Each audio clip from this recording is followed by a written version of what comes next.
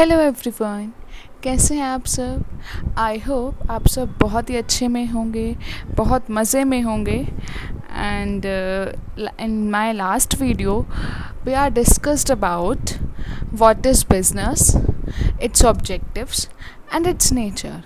So I think आप सभी को अच्छे से समझ में आया होगा कि बिज़नेस क्या होता है, हम बिज़नेस अपना स्टार्ट क्यों करते हैं और हमारा उसका नेचर और ऑब्जेक्टिव्स क्या होते हैं। तो लास्ट में हम डिस्कस कर रहे थे, ये इसका सेकंड पार्ट है वीडियो का। तो लास्ट में हम डिस्कस कर रहे थे कि टाइप्स ऑफ बिजनेस के बारे में, right. So before started let's have a look thought of the day. If you get tired learn to rest, not to quit. Now चलिए अब हम अपने टॉपिक के बारे में डिस्कस कर लेते हैं। थोड़ा सा एक बार रिकॉल कर लेते हैं हमने लास्ट वीडियो में क्या पढ़ा था, जिससे आपके माइंड में आ जाए और आप अच्छे से कर पाएँ। देखिए, हमने बिज़नेस के बारे में पढ़ा था, राइट। बिज़नेस के बारे में हमने पढ़ा था, है ना। बिज़नेस के बारे में हमने पढ़ा था, राइट। इन बिज़नेस में हमने क्या पढ़ा था, बिज़नेस होता क्या है, बिज़नेस क्या होता है। बिज़नेस में हमने पढ़ा था कि कोई भी एक इकोनॉमिक एक्टिविटी है, ठीक है, जो प्रोडक्शन से और गुड्स और सर्विसेज से इन्वॉल्व है, और इसका मेन मोटिव हमारा है कि प्रॉफिट अर्न करना और ह्यूमन नीड्स को सेटिस्फाई करना। एम आई राइट ना। चलिए, इससे से हमने करेक्टरिस्टिक सब कुछ निकाल लेते हैं। नाउ हम बात कर लेते हैं। अब देखिएगा, बिजनेस एक्टिविटीज़ के टाइप्स, क्लासिफिकेशन कह सकते हैं हम इसे। बिजनेस एक्टिविटी की क्लासिफिकेशंस हैं ये, क्लासिफिकेशन है ये। देखो, दो में से हमने क्लासिफाई किया है। फर्स्टली आता है इंडस्ट्री,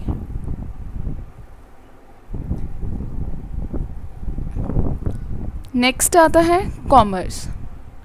अब फर्दर कॉमर्स को दो पार्ट्स में डिवाइड करा है, trade and aids to trade.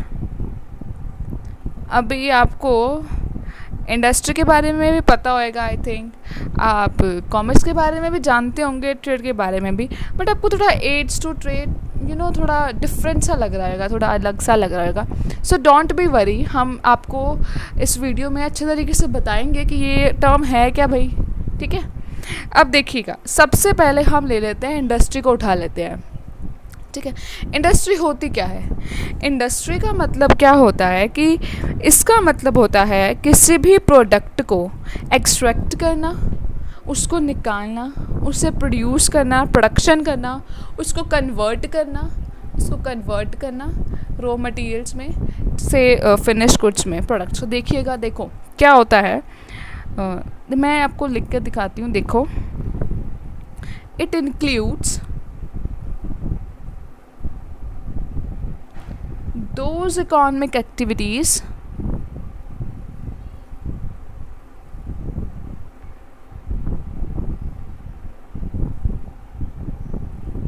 which are concerned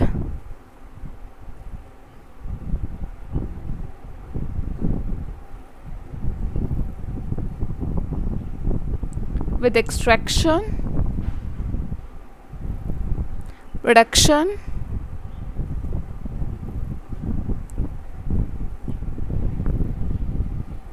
conversion and processing of product। देखो, अब इसमें क्या क्या बोला, देखो इसमें क्या क्या बताया कि एक इकोनॉमिक एक्टिविटीज़ है जो कंसर्न है प्रोडक्ट को एक्सट्रैक्ट करने से, उसको निकालो भाई, ठीक है, एक्सट्रैक्ट करना, निकालना, प्रोडक्शन करने से उसको आगे प्रोड्यूस करेंगे, कन्वर्जन मतलब रॉ मटेरियल को फिनिश को जो प्रोड्यूस करने से और उसको आगे फर्दर प्रोसेसिंग करने से। ये इन सभी इकोनॉमिक एक्टिविटीज़ को हम क्या कहते हैं, हम इंडस्ट्री कहते हैं, ठीक है। अब देखो, इंडस्ट्री में उसको ना फर्दर क्लासीफाई किया गया है। मतलब ये बहुत सिंपल है, कुछ कॉम्प्लेक्स नहीं पड़ेगा आपको। इसमें बताया गया है कि देखो, इंडस्ट्री में देखो, एक तो आते हैं कंज्यूमर गुड्स आ जाते हैं, कंज्यूमर गुड्स आ जाते हैं, ठीक है। नंबर 2 में आ जाता है प्रोडक्शन गुड्स, प्रोड्यूसर्स गुड्स जिसे हम कहते हैं, ठीक है। आई थिंक आपको समझ में आ रहा होगा, आपको विजिबल भी होंगे ये सब चीज़ें। और नंबर थर्ड में आ जाता है इंटरमीडिएट गुड्स। अब देखो मैंने आपको पहले भी बताया था कि हम कुछ भी ना क्रैम नहीं करेंगे। अब देखो वर्ड से ही इसका मीनिंग निकालेंगे, वर्ड से मीनिंग निकालेंगे। एग्ज़ाम में अगर आपको आ जाता है तो आपको क्रैम करने की नीड नहीं होएगी। आप जैसे इसको देखेंगे ना, आपको वर्ड से ही इसका मतलब समझ में आ जाएगा। हम इस तरीके से पढ़ाई करेंगे। देखो कंज्यूमर का मतलब क्या होता है? जो गुड्स को कंज्यूम कर रहे हैं, अपने कस्टमर जो गुड्स को खरीद रहे हैं, बाय कर रहे हैं, ठीक है।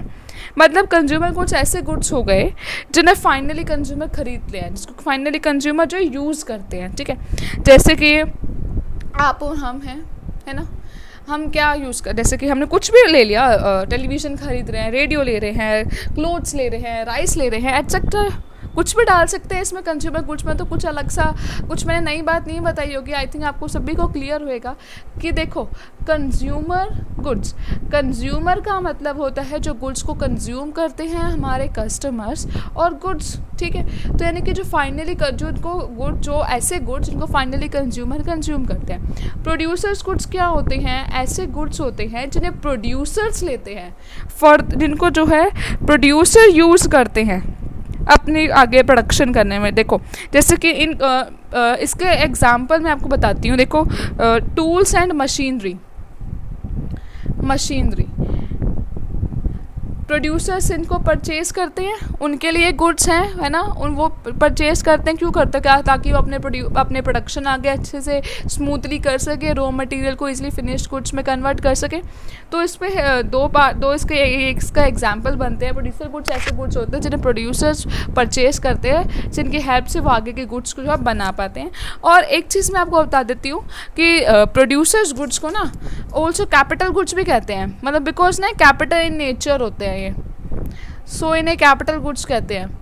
इंटरमीडिएट गुड्स क्या होता है? इंटरमीडिएट है, हमने एक टर्म भी होती है कि हम अपने गुड्स को इंटरमीडिएट्स के द्वारा, इनके थ्रू हम आगे सेल करते हैं, यानी कि मिडल मैन सा कुछ होता है। मतलब ना ही कंज्यूमर के पास पहुंचा अभी, ना ही प्रोड्यूसर के। मतलब इसको देखो, इसका मतलब हम क्या बताएंगे, ऐसे गुड्स होते हैं जो एक इंडस्ट्री के लिए तो फिनिश्ड प्रोडक्ट्स हैं, ठीक है, और अदर कंट्री के लिए इनपुट्स हैं। मैं भी आपको लिखती हूँ और फिर मैं आपको इसको अच्छे तरीके से एक बार एग्जाम्पल से भी क्लियर करूँगी। विचार आप इसको एज इट इज़ अपने एग्जाम में लिख सकते हैं, विच आर फिनिश्ड प्रोडक्ट्स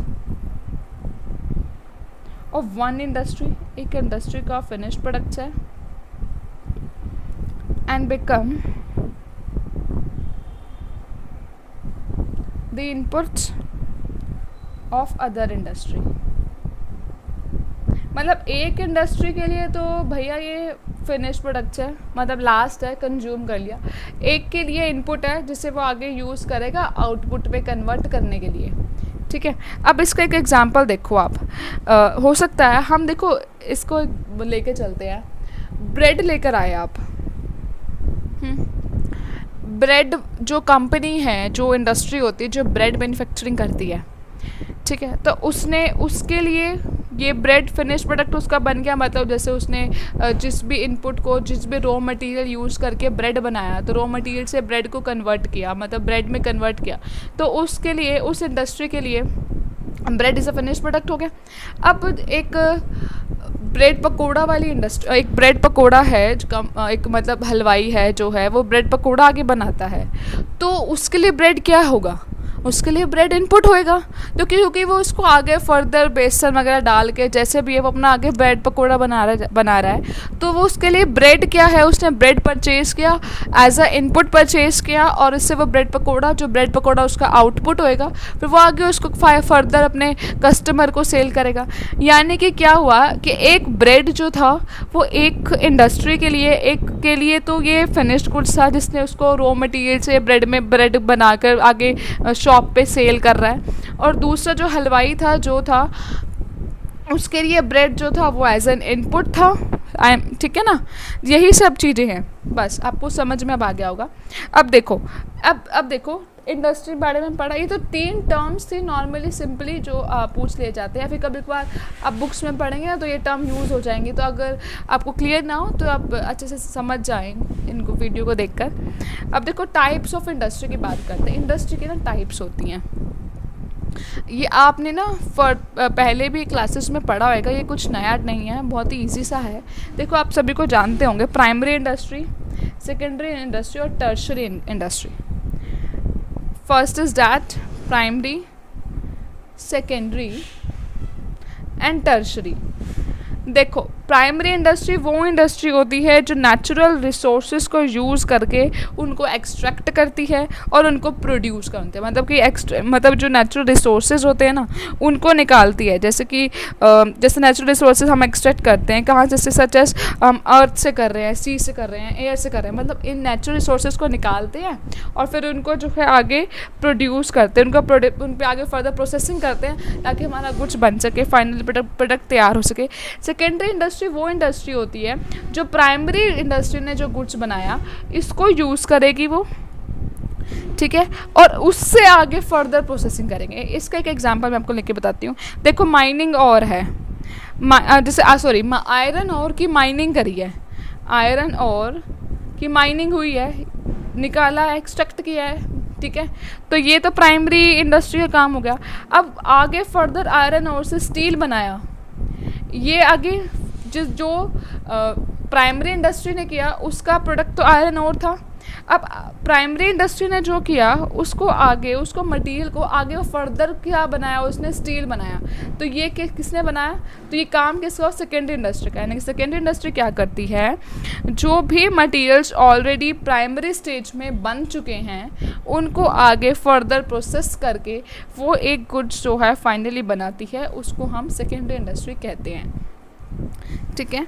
अब टर्शरी इंडस्ट्री क्या होती है, it is also known as service sector, जो सर्विसेज प्रोवाइड करता है, ठीक है, यानी कि जो प्राइमरी को और सेकेंडरी को इन दोनों को सर्विसेज प्रोवाइड करते हैं उसे हम टर्शरी और सर्विस इंडस्ट्री कहते हैं।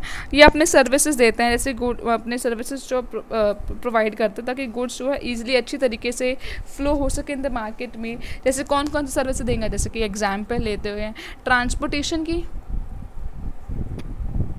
जिससे गुड्स जो है एक जगह से दूसरी जगह तक अच्छी तरीके से जा सकें, प्रोड्यूसर से कंज्यूमर तक गुड्स इसलिए से मिल सकें, ठीक है। और एक एग्जांपल इसका बैंकिंग फैसिलिटीज़ है, बैंकिंग अपनी फैसिलिटी प्रोवाइड करता है, लोन वगैरह देता है ताकि इंडस्ट्री को लोन मिलता है कि प्रोडक्शन और अच्छे से कर सके। इंश्योरेंस कराते हैं जब अपने गुड्स को हम लोड करते हैं, अगर शिप में, अगर मान लो बाय शिप हमारा गुड्स जा रहा है या फिर ट्रक में जा रहा है तो हम गुड्स का जो है इंश्योरेंस कराते हैं ताकि उसका कुछ डैमेज हुए तो उसका कंपनसेशन रिसीव हो सके। वेयर हाउसिंग है, वेयर हाउसिंग का मतलब होता है जब हम गुड्स को जो है गुड्स को जो है हम स्टोर करके रखते हैं, होलसेलर मतलब जो भी होते हैं उनको गुड्स को जो है स्टोर करके रखते हैं आगे। और एडवर्टीजिंग हम करते हैं जो कि ताकि कंज्यूमर को जो है इसकी इन्फॉर्मेशन प्रोवाइड हो। ये सब इसके एग्जाम्पल्स यानी कि ऐसी सर्विसेज हैं जो प्राइमरी सेक्टर को और सेकेंडरी सेक्टर की हेल्प करते हैं गुड्स को ईजिली वन प्लेस से दूसरे प्लेस तक मूव होने में। ये सबको आपको क्लियर है, आई थिंक आपको सबको समझ आ गया होगा। अब देखिएगा हमने जब इसको बाइफरकेट किया था, यहाँ पर देखो हमने जब यहाँ बाइफरकेट करके मैंने आपको बताया था तो एक चीज़ भी बताई थी कि अभी तक हमने इंडस्ट्री पढ़ लिया, नेक्स्ट हमारे टर्म आती है कॉमर्स, है ना। ये चार्ट आप सब अपनी बुक में ना, अपनी नोटबुक में ड्रॉ कर लीजिएगा।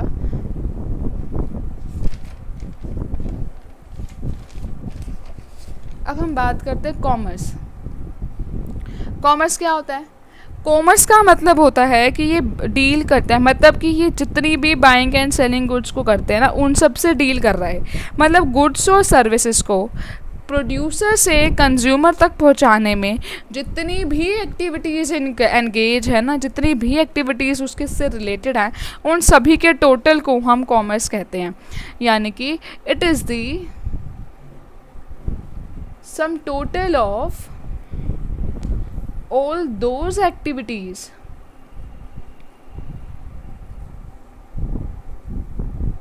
which are concerned with transfer of goods and services from the producer to consumer. मैंने अभी आपको यही बताया, कुछ नया नहीं बताया ना. देखो मतलब वो सभी एक्टिविटीज़ का सम टोटल जो गुड्स और सर्विसेज को प्रोड्यूसर से कंज्यूमर तक ट्रांसफ़र करते हैं, उन जितनी भी एक्टिविटीज़ में एंगेज होती हैं उन सभी एक्टिविटी के सम टोटल को हम कॉमर्स कहते हैं. सबको समझ में आया है ना? अब ये तो हो गया कॉमर्स का मतलब. कॉमर्स का मतलब हो गया ये. अब देखो एक टर्म और थी, हमने कॉमर्स को आगे फर्दर बाइफरकेट जब किया था, 2 टर्म इसके बने थे. एक तो ट्रेड आया था, एक एड्स टू ट्रेड आया था. ठीक है. अब देखो ट्रेड क्या होता है. ट्रेड का मतलब होता है buying and selling of goods की बाइंग और सेलिंग करना, उसको खरीदना और बेचना इन टर्म्स ऑफ मनी में. अर्लियर बार्टर सिस्टम हुआ करता था, है ना, यानी कि गुड्स को एक्सचेंज करते थे विद द गुड्स से. बट इसमें ना हम बात कर रहे हैं with in terms of money में. ठीक है. अब टाइप्स ऑफ ट्रेड भी है, ये भी आप सभी जानते होते हैं. एक तो होता है इंटरनल ट्रेड. इंटरनल का मतलब क्या होता है? इंटरनल का मतलब होता है अपने अंदर, है ना, यानी कि जब विद इन द कंट्री हम गुड्स और सर्विसेज को बाय एंड सेलिंग कर रहे हैं, विद इन द कंट्री जब हम ट्रेड कर रहे हैं. और एक्सटर्नल होता है कि जो एक कंट्री से दूसरी कंट्री में ट्रेड कर रहे हैं. फॉर एग्जांपल जापान अमेरिका के साथ कर रहा है, अमेरिका इंडिया के साथ कर रहा है. तो एक्सटर्नल जब कंट्री टू कंट्री कर रहे हैं, और इंटरनल जब with in the country trade किया जा रहा है. नेक्स्ट आता है एड्स टू ट्रेड. अब भैया एड्स टू ट्रेड क्या है? एड्स टू ट्रेड का मतलब होता है कि हमारे बिज़नेस को ना स्मूथली चलने के लिए ना हमें इंफ्रास्ट्रक्चर को नीड की ज़रूरत होती है. हमें चाहिए कि हमने बिज़नेस सेटअप कर लिया, हमने उस पर मनी लगा लिया, गुड्स प्रोड्यूस कर रहे हैं, कंज्यूमर को सेल कर रहे हैं, भैया पैसा बैंक से क्रेडिट पर ले लिया. ठीक है. अब हमने गुड्स को ना अपने बिज़नेस को चलाने के लिए ना हमें इंफ्रास्ट्रक्चर चाहिए. जैसे हमारा मतलब इंफ्रास्ट्रक्चर का यहाँ से मतलब ये है कि ना हमें ट्रांसपोर्टेशन की फैसिलिटी चाहिए, वेयर हाउसिंग चाहिए, इंश्योरेंस है, फाइनेंसिंग है, ये सब एक्टिविटीज़ चाहिए होती है, सभी चाहिए, जिससे हमारा गुड्स प्रोड्यूसर से कंज्यूमर तक ईज़िली मूव हो सके, ईज़िली जा सके. तो एड्स टू ट्रेड का मतलब होता है कि मतलब हमें इंफ्रास्ट्रक्चर नीड होती है, हमें इंफ्रास्ट्रक्चर चाहिए अपने बिजनेस को स्मूथली रन करने के लिए, for smoothly run of business. इसके लिए हमें इंफ्रास्ट्रक्चर चाहिए. इंफ्रास्ट्रक्चर का मतलब वही सब चीज़ें हैं, ट्रांसपोर्टेशन, बैंकिंग, इंश्योरेंस, इन सभी को हमने एड्स टू ट्रेड कहा है. एड्स टू ट्रेड यानी कि जिससे ट्रेड कर रहे हैं, जब गुड्स को बाइंग एंड सेलिंग कर रहे हैं, तो उसके लिए कौन कौन सी चीज़ें चाहिए होती है, ताकि जिससे जो है हमें इंफ्रास्ट्रक्चर चाहिए जिससे हम अपने गुड्स को ईजिली जो है प्रोड्यूसर से कंज्यूमर तक मूव करा सकें. आप देख लीजिएगा एक बार. देखो एक टर्म और यूज़ हो रही है, एक टर्म और है आपके में कि बिजनेस रिस्क. अब देखो, अब बिज़नेस कर रहे हैं तो ज़रूरी तो नहीं कि हमें ऑलवेज प्रॉफिट ही हो, हमें लॉस भी हो सकता है, और कभी कभार लॉस इतना ज़्यादा बढ़ जाता है, इतने ज़्यादा बैड डेब्ट्स हमारे हो जाते हैं, या फिर इतनी ज़्यादा ऐसी प्रॉब्लम आ जाती है जिससे हमें अपने बिज़नेस को बंद भी करना पड़ जाता है, जब हम बहुत एक्सेसिव लॉस में चले जाते हैं. तो ना हमें अपना बिज़नेस रिस्क को ना ऑलवेज, एक बिजनेसमैन की ट्राई होती है कि वो ऑलवेज अपने बिज़नेस रिस्क को कम करता हुआ चले, मिनिमाइज़ करे इसको, है ना. अब तो बिज़नेस रिस्क का मतलब क्या होता है कि मान लो कोई भी लॉस हो गया. अब लॉस तो हम कोई चाहता नहीं है ना कि लॉस हो. लॉस किस वजह से हो सकता है? मान लो नेचुरल कैलेमिटीज़ की वजह से हो, क्या बाढ़ वगैरह आ गई, या फिर गोडाउन में पानी भर गया, या मतलब कुछ ऐसा हो गया जो हमारे कंट्रोल में नहीं था. अर्थक्वेक आ गया, हमारा सब कुछ जो भी सामान था डैमेज हो गया, सुनामी आ गई, ये सब कुछ जो हो गया, यानी कि बिज़नेस रिस्क हुआ, यानी कि कुछ ऐसी अनफेवरेबल कंडीशन हो गई जो हमारे बिज़नेस को लॉस में पहुंचा दिया, जिससे, ठीक है, या फिर हम कह सकते हैं कि ऐसा कोई लॉस हो गया, कोई अनएक्सपेक्टेड इवेंट जो हमारे बिजनेसमैन की कंट्रोल में नहीं था. मान लो कुछ टाइप की जैसे कि फाइनेंशियल लॉस हो गया, बिज़नेस की इनकम कम चली गई, गुडविल का लॉस हो गया. गुडविल क्या होती है? गुडविल एक रेपुटेशन होती है बिज़नेस की, कि अभी मार्केट में आपकी कंपनी की क्या रेपुटेशन है, ये सब होता है गुडविल में, है ना। तो बिजनेस रिस्क का मतलब क्या होता है? बिजनेस रिस्क का मतलब होता है कि कोई अनफेवरेबल कंडीशन हो गई, यानी कि कोई अनफेवरेबल इवेंट हैपन हो गया, अनफेवरेबल इवेंट हैपन हो गया जिसके वजह से हमारे बिजनेस को लॉस हुआ और जो हमारे बिजनेस में कंट्रोल में नहीं था। आप इन द फर्दर क्लासेस में जाओगे तो आप पढ़ोगे कि इसको भी ना डिवाइड, जैसे रिस्क भी ना डिवाइड करते हैं, एक तो होता है कंट्रोलेबल, एक अनकंट्रोलेबल होता है। तो मतलब जो बिजनेसमैन के कंट्रोल में होता है और जो बिजनेसमैन के कंट्रोल में नहीं होता है।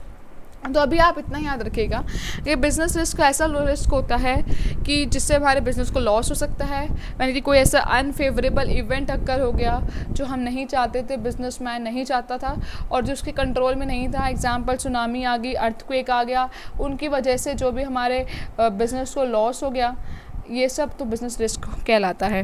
ठीक है, नेचुरल कॉसेस भी हो सकते हैं, मतलब नेचुरल कॉसेस हैं सारे, अर्थक्वेक हो गया, ह्यूमन कॉसेस की वजह से भी हो सकता है, यानी कि मान लो ह्यूमन की वजह से भी लॉस हो सकता है कि जो हमारे ह्यूमन का मतलब है, यहाँ पे ह्यूमन का मतलब है जो एम्प्लॉयज़ ऑर्गेनाइजेशन में काम कर रहे हैं ना, उन्होंने अपना काम अच्छे से नहीं किया, केयरलेसनेस से किया, केयरफुली अपना काम नहीं कर रहे हैं, या फिर डिसऑनेस्टली है, ईमानदारी से काम नहीं कर रहे, थोड़ा बहुत हेरा फेरी कर देते हैं, तो इस वजह से भी लॉस हो सकता है मैनेजमेंट को, बिजनेस के ऑनर को।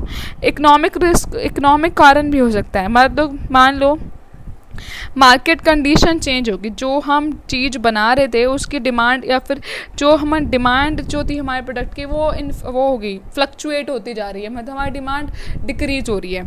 फॉर एग्जांपल देखो, पहले ब्लैक एंड वाइट टीवी हुआ करते थे मार्केट में, अब मार्केट में क्या आ रहा है? अब तो एलईडी वगैरह भी आ रहे हैं, स्मार्ट टीवी आ रहे हैं, बट इन जनरल जैसे पहले ब्लैक एंड वाइट टीवी आते थे, अब जैसे कि जब कलर टीवी आए तो ब्लैक एंड वाइट की डिमांड कम हो गई, यानी कि जो इंडस्ट्री पहले ब्लैक एंड वाइट टीवी बना रही थी अब उनके लिए अनफेवरेबल कंडीशन होगी, क्योंकि उनके मार्केट में, उनके प्रोडक्ट की मार्केट में डिमांड ही नहीं है, अब कोई परचेस उनको करेगा ही नहीं, तो उनके बिज़नेस के लिए रिस्क है, ये रिस्क क्रिएट हो गया उनके बिज़नेस के लिए। किस वजह से हो गया? इकोनॉमिक कॉस्ट की वजह से हो गया कि अब तो मार्केट में डिमांड ही नहीं है उसकी प्रोडक्ट की।